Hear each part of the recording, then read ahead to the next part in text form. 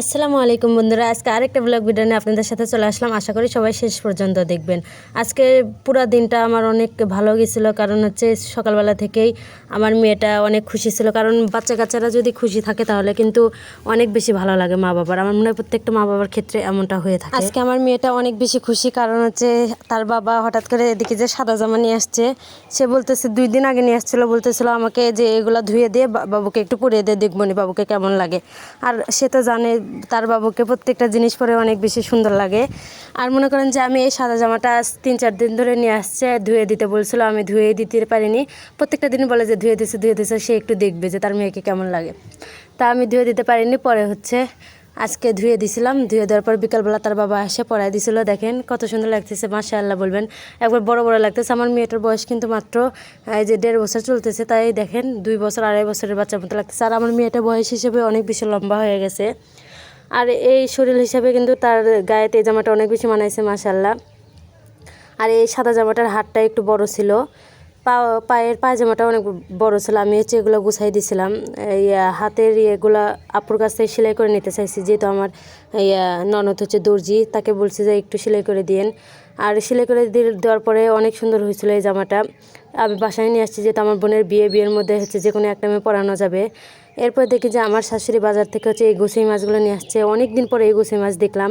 আমরা যখন ঢাকায় ছিলাম, আমি আর আমার হাজব্যান্ড, তখন কিন্তু আমার হাজব্যান্ড এই গুছাই মাছগুলো নিয়ে আসছিলো। অত বেশি বড় না, ছোটো ছোটো গুছাই নিয়ে আসছিলো। সে কিন্তু গুছাই মাছ অনেক বেশি পছন্দ করে। আর আজকে বাজারে গিয়ে আম্মু এগুলো হচ্ছে 750 টাকা, মানে হাফ কেজি নিয়ে আসছে। এই গুছাই মাছ অনেক বেশি দাম ছিল, এক একটা গুছাই মাছ অনেক বেশি বড় ছিল, তাই নিয়ে আসছে আব্বু আর হচ্ছে তার ছেলের জন্য নিয়ে আসছিলো। আর এখানে হচ্ছে আমার হাজব্যান্ড যেহেতু অনেক বেশি পাঙ্গাস মাছ পছন্দ করে, তার জন্য দেখেন একটা পাঙ্গাস মাছ নিয়ে এসছে, কাটে নিয়ে এসছে। এখানে কিন্তু হাফ কেজি পাঙ্গাস মাছ নিয়ে আছে, কিন্তু এক একটা পাঙ্গাস মাছের সাইজ দেখেন কত বড়। এগুলো কিন্তু আবার পিস পিস করে কাটা লাগবে, কারণ এত বড় বড় মাছের মধ্যে কিন্তু এইটুকু লবণ ঝাল ঢুকবে না। পরে আমার শাশুড়ি বললাম যে দেন আমি পিস পিস করে কাটি, পরে হচ্ছে আমি পিস পিস করে কেটে নিয়েছিলাম। এরপরে হচ্ছে ওই গোসে মাছগুলো আমার শাশুড়ি ভুনা করছিল। তারা কিন্তু ভুনা ছাড়া অন্য কিছু খায় না, আর গোসে মাছ কিন্তু ভুনা করলে অনেক বেশি মজা লাগে। এখানে শুধু আমার শাশুড়ি পেঁয়াজ দিয়ে ভুনা করছে, যেহেতু আমার শ্বশুর এরকম করে খায়, অন্যরকমভাবে খায় না, কোনো কিছুতে খায় না। আমার হাজব্যান্ডও মানে বাবার মতোই হয়েছে, তারা ভুনা ছাড়া কোনো কিছুই বোঝে না। আর আমার ভুনা অত বেশি পছন্দ না, কিন্তু হচ্ছে এই মাছটা ভুনা ভালো লাগে। তাছাড়া ওরা প্রত্যেকটা জিনিসই ভুনা ভুনা খায়, আমার ভালো লাগে না। আর এরপর আমার হাজব্যান্ড অনেকটি ছেলে পাখি আসছিল, কোয়েল পাখি। আর ছেলেগুলোর থেকে তো কোনো লাভ নেই, শুধু লসই, কারণ তারা প্রত্যেকটা দিন আমাদের 1.5 টাকা করে খাইতেছে। তারা যে 500 পাখি কিংবা 300 পাখি খাওয়ার দিনে কিন্তু আমাদের 300 টাকা করে লস। এই জন্য আমার হাজব্যান্ড বলতেছে যে ছেলে পাখিগুলো ধরে জবাই করো, পরে হচ্ছে আমরা এগুলো মাংসের জন্য সেল করে দেবো সিরাজগঞ্জ শহরের মধ্যে। এরপর সে ধরে দেখেন, আমি এখানে বাইরে আসে দেখি যে পাখি ডাকতেছিল সুন্দর করে। এখানে যেহেতু আমি ভলিউমটা অফ করে দিয়েছি, এই জন্য মনে করেন যে পাখির কিচিরমিচির ডাকগুলো শোনা যাচ্ছিল না। তারপরে এই যে এই গাছের দেখেন সৌন্দর্যটা কত সুন্দর লাগতেছে। মেহগনির গাছ কিন্তু এই টাইমে আসে অনেক সুন্দর, মানে সব পাতা ঝরে যাওয়ার পরে কিন্তু সব কচি কচি পাতা জ্বালাইছে, দেখেন সবুজ লাগতেছে, এত বেশি সুন্দর লাগে। সামনে থেকে দেখলে কিন্তু অনেক বেশি সুন্দর লাগে, কারণ গাছটাও অনেক বেশি বড়, এই জন্য বেশি বেশি সুন্দর লাগে। আর এখানে হচ্ছে পাখি হচ্ছে বসে আছিল, দেখা যাচ্ছিল না, আমি শুধু দেখছিলাম, ক্যামেরার মধ্যে অত ভালো করে বোঝা যাচ্ছিল না। তারপরে হচ্ছে আমি একটু দেখাইলাম, অনেক সুন্দর লাগতেছিল। এরপরে হচ্ছে আমার শাশুড়ি এই শাকগুলো নিয়ে আসছে তুলে আমার ননদের সাথে গিয়ে। তারা এক জায়গায় গেছিলো, ওখান থেকে দেখে যে শাক হয়েছে। অনেকদিন পরে এই শাক দেখে তারা লোভ সামলাতে পারেনি, তারা হচ্ছে তুলে নিয়ে চলে আসছে, অনেকটি কিন্তু তুলে নিয়ে আসছিলো। তাও 3 দিন খাওয়া গেছে এই শাকগুলা। এরপর হচ্ছে আমার শাশুড়ি ইফতারের জন্য বানাইতেছিল, মানে শেষ রাতের জন্য এই মাংস রান্না করতেছিল। তারপরে আমি মাংসগুলো ভালো করে কষিয়ে দিচ্ছিলাম, কারণ আমার শাশুড়ি বাইরে গেছিলো, তাই লাগে ধরছিল, অনেকটা পরিমাণ পুড়ে গেছিলো। পরে আমি অন্য জায়গায় নিচের পোড়াগুলো সব তুলে ফেল দিয়ে তারপরে মাংস আবার করে দিয়েছিলাম। মাংসটার থেকে একটু সেন্ট, মানে অন্য আমাদের ভাজনামাটা দেওয়ার কারণে কিন্তু মাংসটার থেকে সেন্ট বের হইতেছিল না। এরপর আমি শাকগুলো ভেজে নিলাম, ভেজে নিয়ে এখন কোয়েল পাখি খাবার দিতে আসছি। দেখেন তাদের এত বেশি ক্ষুধা লাগছে, তারা কীরকম করে খাইতেছে। আর কোয়েল পাখির ক্ষুধা লাগলে কিন্তু তারা কিন্তু কোনো কিছু মাথায় রাখে না। এই যে অনেকক্ষণ হয়ে গেল না, এরা হচ্ছে প্রচুর খাবার খায়, প্রচুর হাগু করে, প্রচুর পানি খায়। এগুলো ভরে ভরে পানি দিয়ে দেখা যায় যে 2-1 ঘন্টার মধ্যে শেষ করে ফেল দেয়। আর এরা যত খায় তত হাগু করে।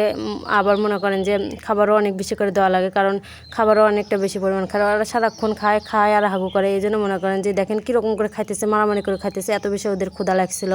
তারপরে আমি খাবার দিয়ে নিচে চলে আসছি। এখন রাতের বেলা আমার মেয়েটা দেখি যে একা একা শুয়ে থেকে খেলতেছিল। আমার মেয়েটা কিন্তু আমাকে এতটুকু বিরক্ত করে না, সবসময় আমার মেয়েটা একা একাই খেলা করে। আমি যদি কোনো কাজ করি দেখা যাবে যে সে একা একাই খেলা করে। দেখেন একা একা খেলা করতেছে, দেখেছি আমি বাইরে থেকে আসি দেখেছি আমার মেয়েটা একা একাই শুয়ে রয়েছে। আর আমার মেয়েটা কান্নাকাটি বেশি করে না আল্লাহর রহমতে। এই দিক দিয়ে আল্লাহ আমাকে অনেক বড় একটা নিয়ামত দিছে। মেয়েটা কান্নাকাটি করে না, শুধু তার ক্ষুধা লাগলে তখন একটু কান্না করে, তাছাড়া কান্নাকাটি করে না। এরপরে পরের দিন আমার শাশুড়ি একটু বাজার করে নিয়ে এসেছিলো, যেহেতু 2 দিন পরে ঈদ, এই জন্য কাঁচা টমেটো নিয়ে আসছিলো, আর সাথে নিয়ে আসছিলো পাকা টমেটো আর কাঁচামরিচ নিয়ে আসছিলো ঈদের জন্য। রসুন নিয়ে আসছিলো, রসুন এখানে 1 কেজির মতো নিয়ে আসছিলো। আলু নিয়ে আসছে বেশি করে, আলু এখানে মনে করেন 3-4 কেজির মতো আলু নিয়ে আসছিলো। আর 5-6টা লেবু ছিল। লেবুর যেহেতু অনেক বেশি দাম, এই জন্য বেশি একটা নিয়ে আসতে পারেনি, অল্প কিছুই নিয়ে আসছে। এই অল্প কয়টা লেবু নিয়ে আসছে। আর এই যে এগুলো বাজার। আর এই যে দুপুরবেলা আমার শাশুড়ি গেছিলো মাংসের জন্য, যেহেতু মাংসের ভাগ দেওয়া আছে, ওই জায়গায় মাংস আনার জন্য গেছিলো। আমার শাশুড়ি কিন্তু আমাকে প্রথমে মাংস দেখাইছিল না, পরে আমি দেখে ফেলছি। এই যে দেখেন মাংস কত সুন্দর মাংস, এখানে কিন্তু তাও 5 কেজির মতো মাংস ছিল।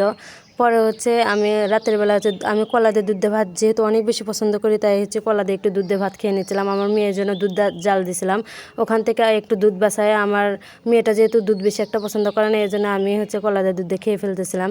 আর মেয়েটা হা হা করতেছিল খাবে খাবে, কিন্তু যেই মুখে নিয়ে যাইতেছিলাম সে কিন্তু খাইতেছিল না।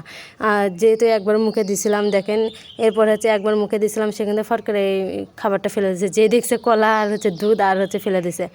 আর তারপরে আমি এই কলা আর দুধের ইয়েটা আমি সুন্দর করে খাইছি, আমার যেহেতু অনেক বেশি পছন্দ। আর আমার হাতটা অনেক বেশি কাটা ছিল, যে হাত আঙ্গুল উঁচা করে আছি দেখেন, এই আঙ্গুলটা আমার অনেক বেশি কাটে গেছিলো। এই আঙ্গুল নিয়ে কিন্তু আমার সব কাজ করা লাগছে, অনেক কষ্ট হয়েছে আমার। তবুও এই আঙ্গুল নিয়ে সব কাজ করে আমি খাওয়া দাওয়া এই আঙ্গুল নিয়ে করছিলাম। এই যে এখন আমি দুধের ভাতটা খাওয়া শেষ করতেছি। কারা কারা এই দুধের ভাত খেতে অনেক বেশি পছন্দ করেন অবশ্যই কমেন্ট করে জানাবেন। আমার মনে হয় প্রত্যেকটা মানুষই এই দুধের ভাত খেতে অনেক বেশি পছন্দ করে, কলা দিয়ে দুধ দিয়ে। আবার অনেক খায়ও না, কিন্তু আমার অনেক বেশি পছন্দ। আমার শ্বশুরেরও কিন্তু অনেক বেশি পছন্দ, কিন্তু আমার শাশুড়ি আমার জামাই এগুলো কিন্তু খায় না। এরপরে দেখেন রাতের বেলা আমাদের এই রান্নাঘরে এত বেশি তেলাপোকা হয়েছিল, পরে আম্মু চক নিয়ে এসে দিছিল। পরের দিন সকালবেলা উঠে দেখি যে তারা রান্নাঘর থেকে বের হয়ে আমাদের ঘরে, প্রত্যেকটা ঘরের মধ্যে গেছে। আবার রান্নাঘরে তো ছিলই, সাথে বাইরে দেখেন প্রত্যেকটা জায়গায় এই মরে পড়ে আসলে। আজকের ভিডিওটা কেমন লাগছে অবশ্যই কমেন্ট করে জানাবেন। সবাই ভালো থাকবেন, আল্লাহ হাফেজ।